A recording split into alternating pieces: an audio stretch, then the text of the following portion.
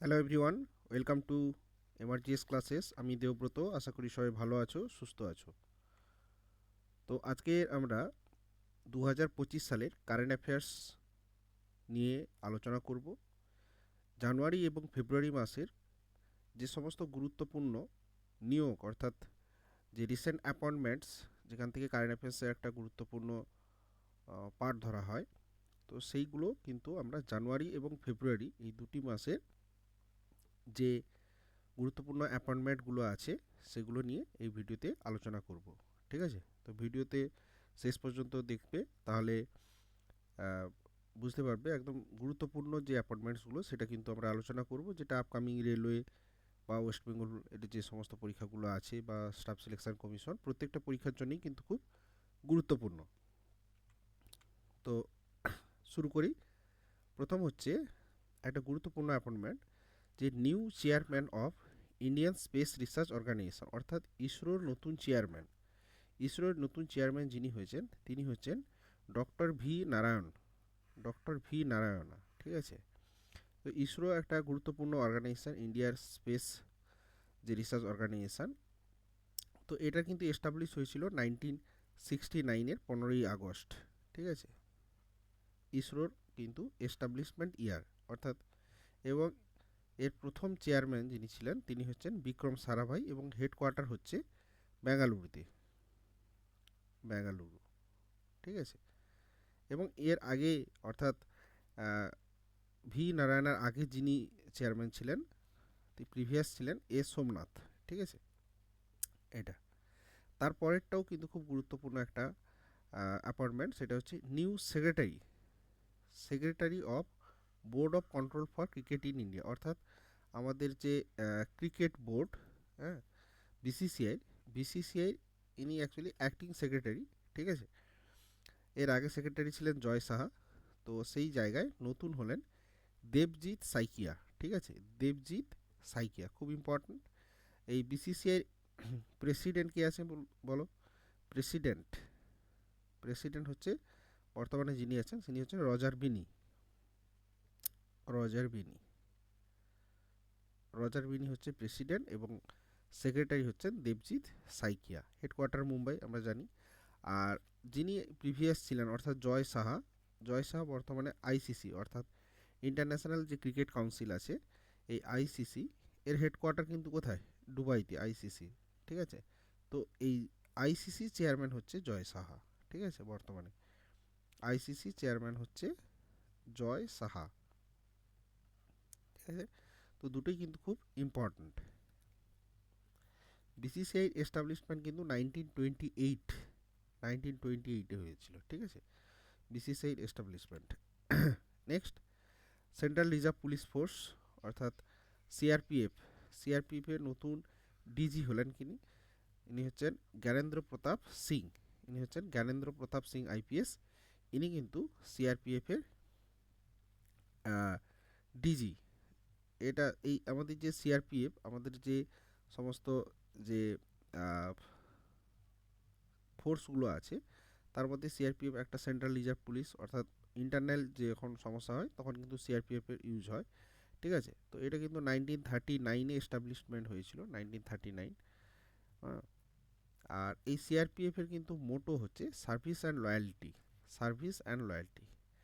Next, একটা important appointment, chairman and FD of Food Corporation of India, অর্থাৎ FCI. ঠিক আছে, ভারতের ফুড কর্পোরেশনের চেয়ারম্যান কে হলেন? চেয়ারম্যান হলেন আশুতোষ অগ্নিহোত্রী। ঠিক আছে, আশুতোষ অগ্নিহোত্রী। এই এফসিআই এর হেডকোয়ার্টার কোথায়?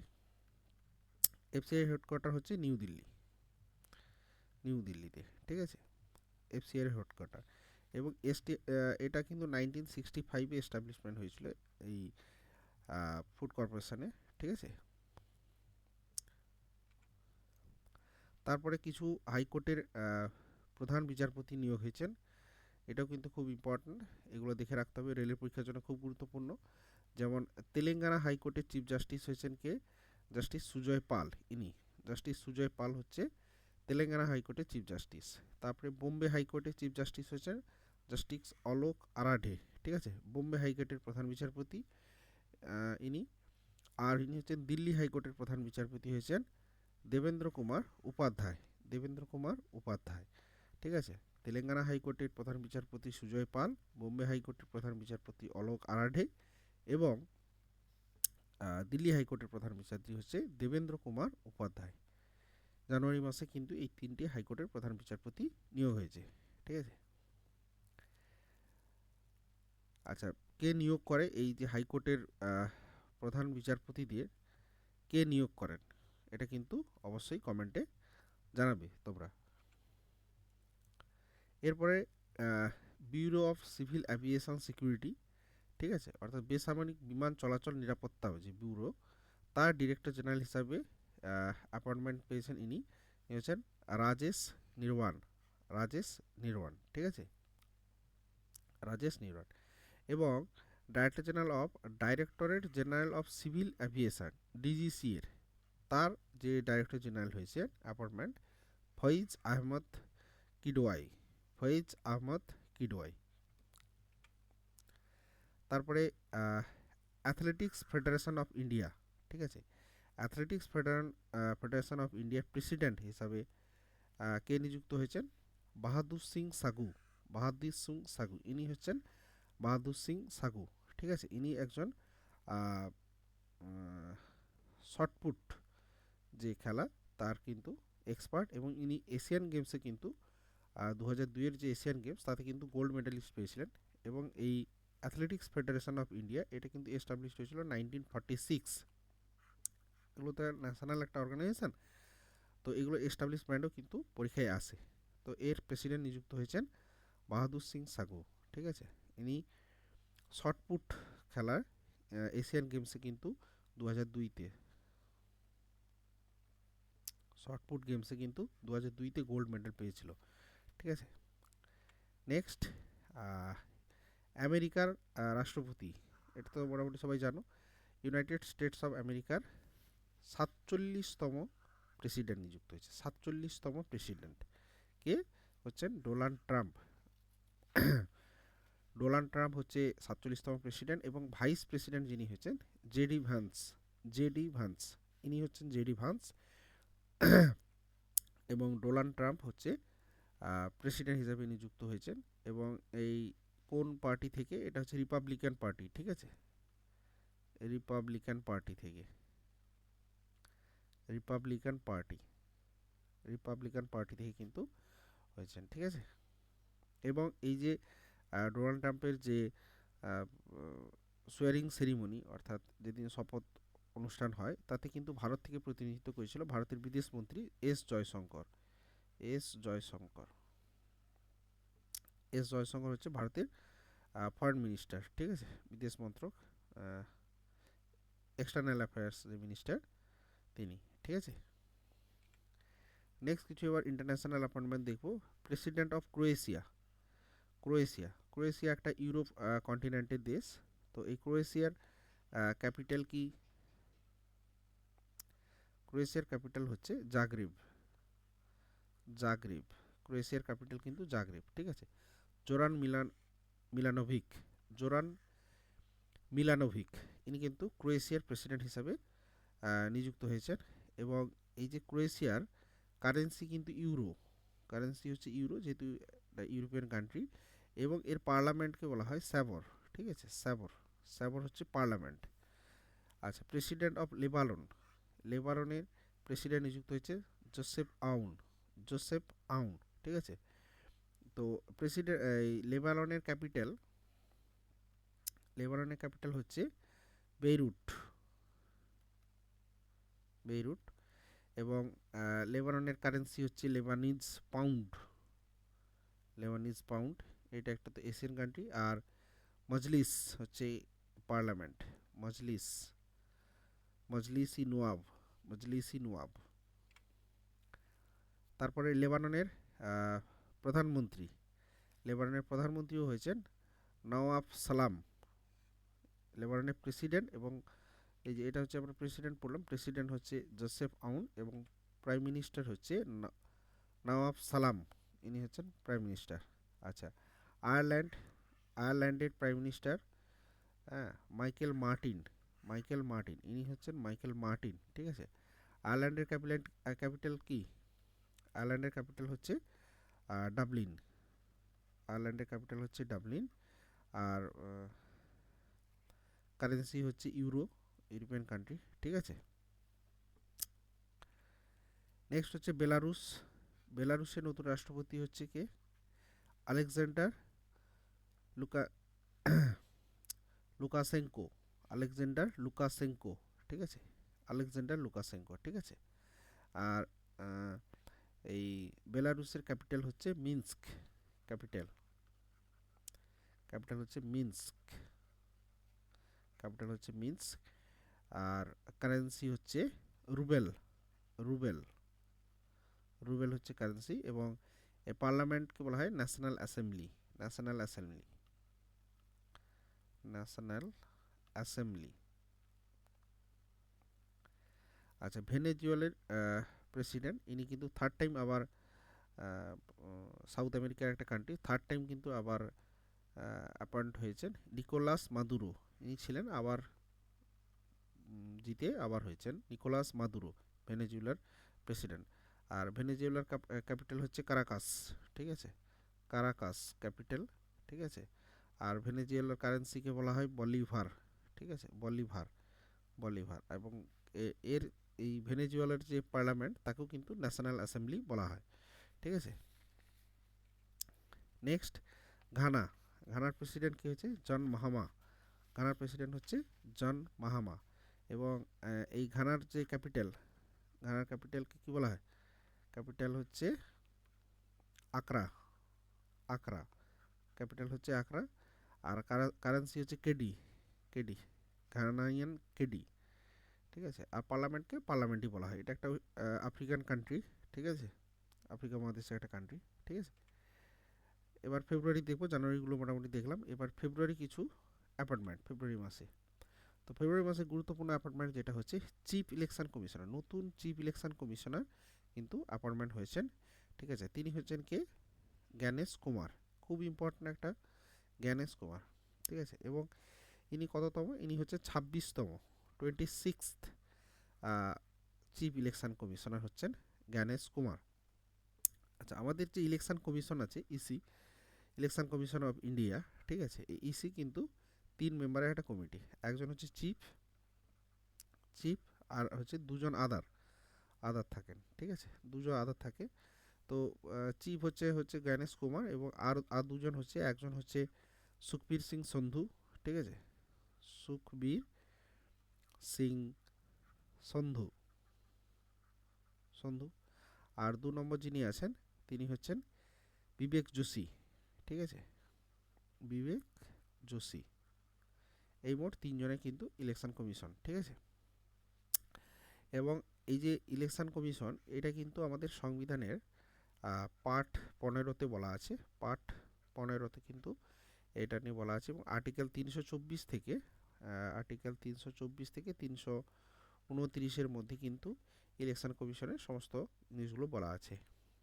আর 26তম হচ্ছেন জ্ঞানেশ কুমার। প্রথম কে ছিল? ফার্স্ট হচ্ছে সুকুমার সেন, ভারতের প্রথম chief election commissioner Sukumar Sen. Sukumar Sen, এটা হচ্ছে ফার্স্ট মেল। যদি বলা হয় first female chief election commissioner, ঠিক আছে, ভিএস রমা দেবী হচ্ছে প্রথম মহিলা চিফ ইলেকশন কমিশনার, ঠিক আছে। এটা মনে রাখতে হবে। আর আমাদের এই যে কে অ্যাপয়েন্ট করে প্রেসিডেন্ট। এবং এই যে চিফ ইলেকশন কমিশনার যে কমিটি হয়, এটা সার্চিং যে কমিটিতে 3 জন থাকেন। এটা চেঞ্জ হয়েছে, আগে যা ছিল সেটা চেঞ্জ হয়েছে। একজন হচ্ছে পিএম, অর্থাৎ প্রাইম মিনিস্টার থাকবে, এবং প্রাইম মিনিস্টার মনোনীত একজন ক্যাবিনেট মিনিস্টার, ঠিক আছে। ক্যাবিনেট মিনিস্টার একজন থাকবেন। আর অপোজিশন লিডার থাকবে, লিডার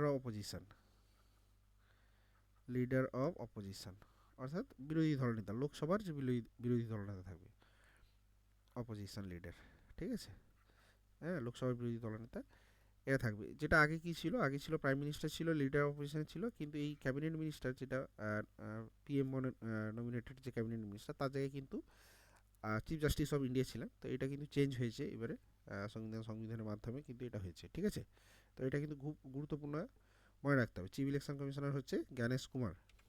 নেক্সট হচ্ছে securities and exchange board of India অর্থাৎ সেবি।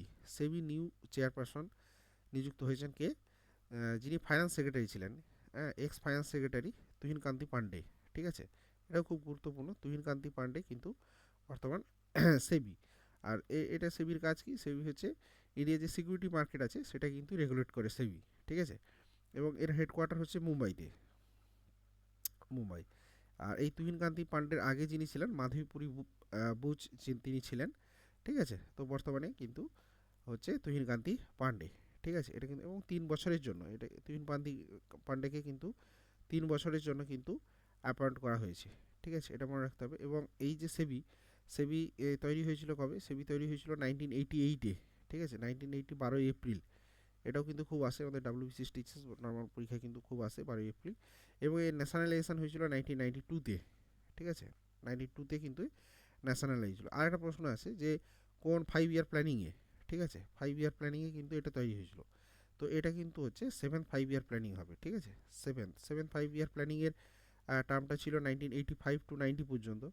তো তার মধ্যে হচ্ছে 88, অর্থাৎ 7th 5 ইয়ার প্ল্যানিংয়ে কিন্তু সেবি কিন্তু ফরমেশন হয়েছিল। ঠিক আছে, আর এটার কাজ মূলত কী আছে? ইন্ডিয়ার যে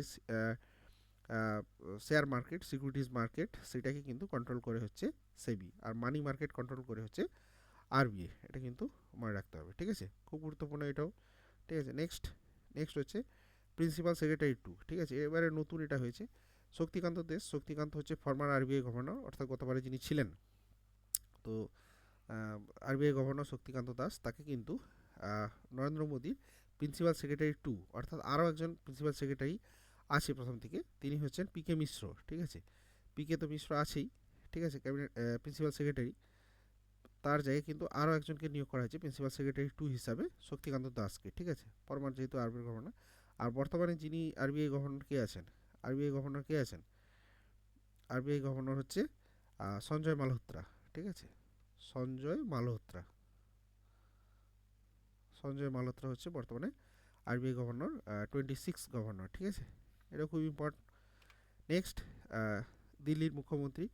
তো দিল্লির মুখ্যমন্ত্রী রিসেন্টলি দিল্লিতে ইলেকশন হলো, তো তার মুখ্যমন্ত্রী হয়েছে একজন মহিলা, তিনি হচ্ছেন রেখা গুপ্তা। ঠিক আছে, ঠিক আছে, এবং ইনি 4 নম্বর মহিলা chief minister, 4th female CM. ঠিক আছে, দিল্লির ফিমেল। ঠিক আছে, এটা মনে রাখতে হবে। এছাড়াও দিল্লির যে ডেপুটি সিএম হয়েছেন, ডেপুটি সিএম এটা মনে রাখতে হবে, সেটা হচ্ছে পারভেজ শর্মা। ঠিক আছে, এটা মনে রাখতে হবে। আর দিল্লির গভর্নর কে আছে? Lieutenant governor V K Saxena.